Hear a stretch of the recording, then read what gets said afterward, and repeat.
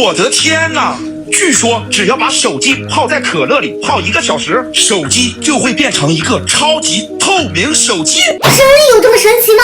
难道这么多年我的手机都白用了吗？用这种方法就能获得一个高科技透明手机？哼，我才不信呢！要不然咱们来试验一下？试验可以啊，不过要把你之前珍藏的手机拿出来。可是我舍不得，舍不得手机偷不着蛋蛋。不行不行，它还是几百块钱呢，就拿来吧你。那你们可得给我点赞啊！别废话了，我的小宝贝呀！妈妈是谁呀？看清楚了，你是不是眼生来的毛病？这当然是我呀！这人吓我一跳。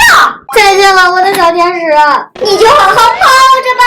哎，你别撒我脸上啊！你已经等着真撩翻了，我的小傻鸡！马上你就能拥有透明手机啦！要是能变成透明手机，我给家族各位小可爱每人发一个红包。它在咕噜咕噜不停地往上冒泡泡呢。它是在发生化学反应呢。咱先等它个1个小时，看它能不能泡出个半透明。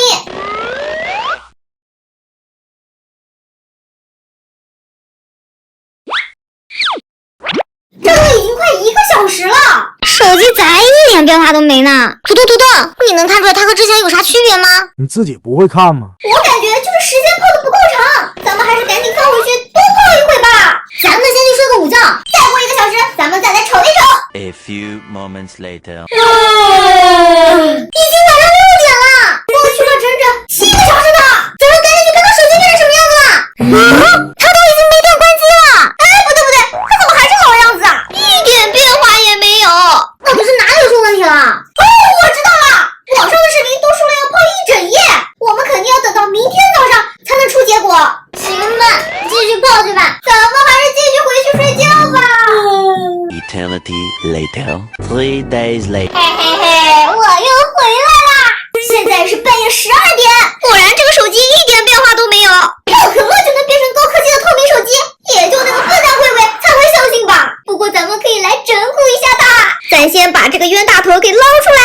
正好家里有一个我上次买的高清手机膜，给它撕下来。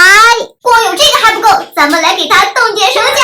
再来给它画上时间，再画几个 APP。怎么样，高科技的感觉是不是就出来了？现在咱们把它放进可乐里，咱们去把桂桂嗨醒。